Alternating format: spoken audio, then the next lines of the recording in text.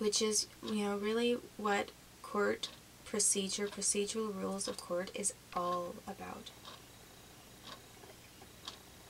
If we lived in a country where it was okay for somebody to say, well, we don't have all the evidence and everything, but, you know, we just want to punish her, and we think that this is the best thing for the child, and people are just taking other people's kids away without any kind of process and following the law, and without courts following the laws, if that's the kind of country that we live in,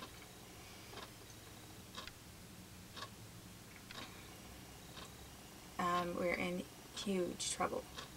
And what I've been shocked to discover is that I don't know how many people I have to try to reach out to and talk to that work for the government that know these laws, and nothing's being done about an illegal kidnapping of my son and a whole bunch of other illegal things. I mean, it's supposedly the law that if you're a citizen, nobody is going, you don't have to worry, right? Okay, you're walking along, your ex-boyfriend thinks that you stole his sweater. And so, you know, you're on bad terms with him anyway. You don't even want to talk to him, but he keeps calling you, and you don't know why he thinks you have his sweater, but you don't have his sweater. And maybe you're just avoiding him because, I don't know, because you're busy and because he's harassing you all the time. Who knows what the reason is.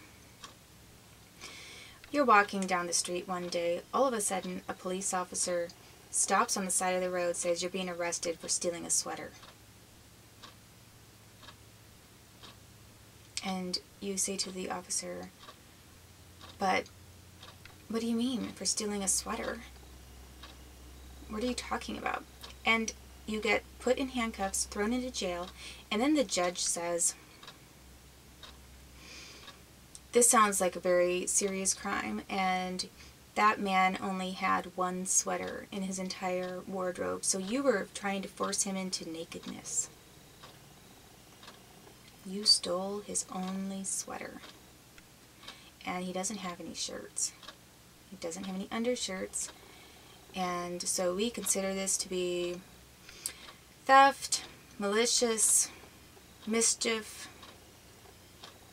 attempt to, you know, I mean, whatever. Blows it into some huge thing.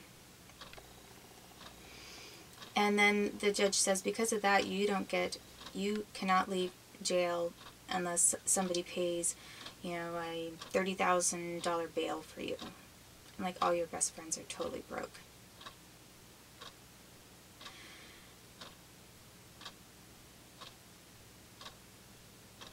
And then the next day the police go out. So while you're sitting in jail over a sweater, and you didn't have any sweater that was on your person when you got arrested. Nobody even knows where this sweater is. But they're accusing you of something like this, not giving you any, and then in the same time, they take your kid away from you and just have them thrown out to someone else.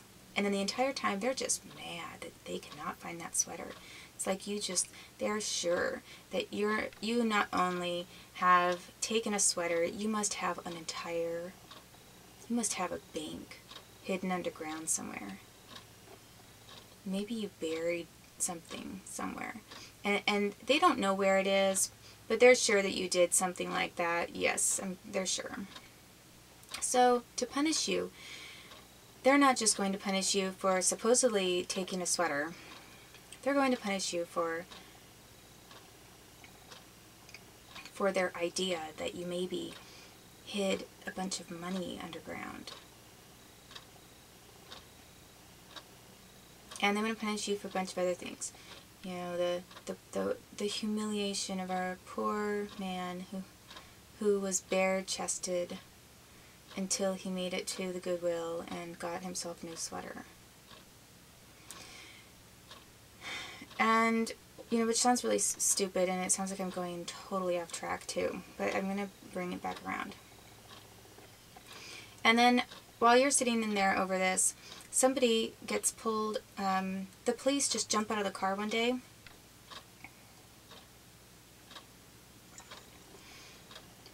And you know, like in the mobster movies where basically you're kind of walking along the sidewalk, this car comes pulling up, comes to a screeching stop. A door opens, some huge guy reaches over, literally grabs you off of the sidewalk and like pulls you into the car. You know, there's that version, or there's the version where they just open the door and show their gun discreetly until you get in the car now, unless you want to die. Well, I prefer to think that the police use more of the screeching halt and reaching out, lunging over to grab somebody off the sidewalk, and then they just toss them into the car, pull them into the car with them. Okay, then this guy is sitting in between a couple of officers who are in suits. Oh, wait a second. This is sounding like the FBI, isn't it? Oh, why did that come to my mind?